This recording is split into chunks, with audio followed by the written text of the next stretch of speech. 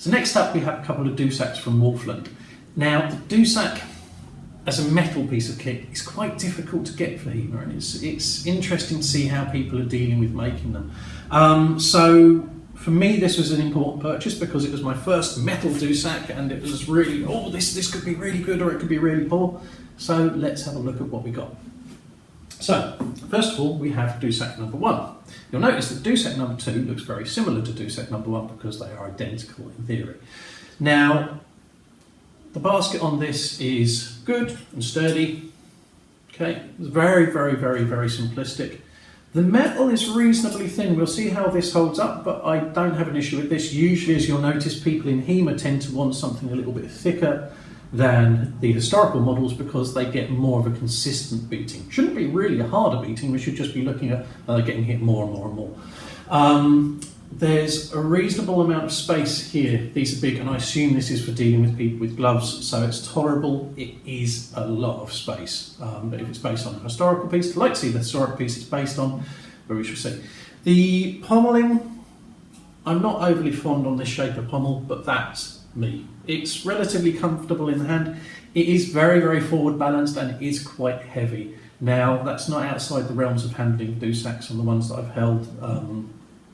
That's okay, they vary. Some are surprisingly light in the hand. This moves a lot better than I expected it to.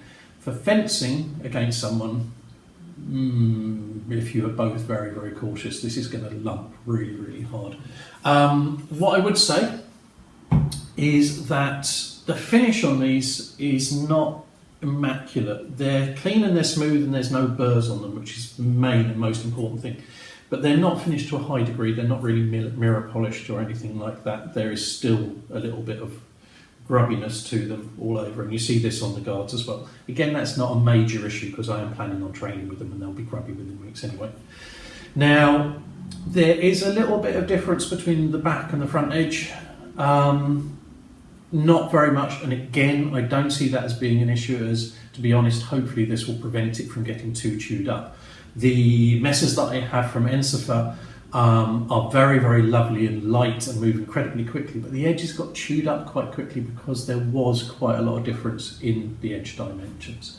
Now, the one thing I do have a bit of an issue with is on the website, I believe that this kind of comes to a one-sided, so you have a straight back edge apparently, and then the true edge kind of drifts into it on one chisel line, whereas this, as you can see, is an almost symmetrical line.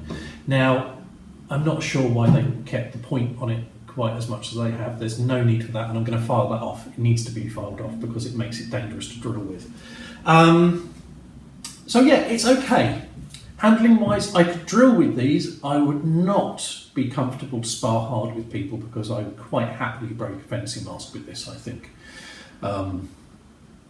Yeah, it's okay. It's not fantastic. We can have a lot better. I had the impression, and I think it was the illusion from the actual picture on the website, that this had more of a movement that gave it the illusion of having a slight curve, even though the back was straight. Very, very similar to how Ensifer does his illusion of having the curve to it. It's not curved, you've just got this slightly less in one dimension than the other on one edge. Which is okay. I don't feel it's particularly what I saw on the website, but it's okay. So yes, heavy, passable, moves better than I expected, and this is a good thing. However, here we go, number 2. And this is stuff that should have been picked up on quality control. Again, the same issues with the finish on it isn't immaculate. And okay, it's slightly lighter, this one, but then listen to this. Okay, I can't recall the last time I had a sword turn up that did that. Okay. Now I unpacked this in front of the postman, exactly as I was asked to by Wolflund.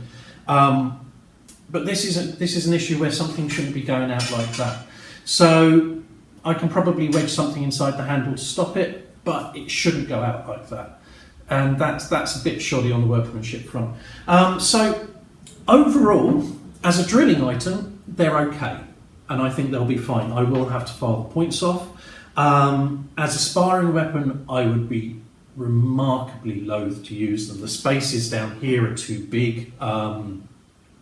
there is an awful lot of space in these in comparison. Where you have extra protection, I think this is actually going to encourage you to hit harder potentially, and that's going to basically open up the possibility of you getting stabbed through the hands in the big wide parts. So, okay for drilling. I don't think they're good for sparring, so we still need to look through for other ways of dealing with this. I believe there's issues that shouldn't have that rattle, and the points on these are not right. That said, if you're looking for something to drill with and you're willing to file the point down, or they're willing to take that point off, then it's okay. At the moment, I don't think it should be being listed for historical fencing as it is on the site. Probably a 5, 6 out of 10. Not fantastic, but passable. Okay, hope you enjoyed the review. I'll see you soon.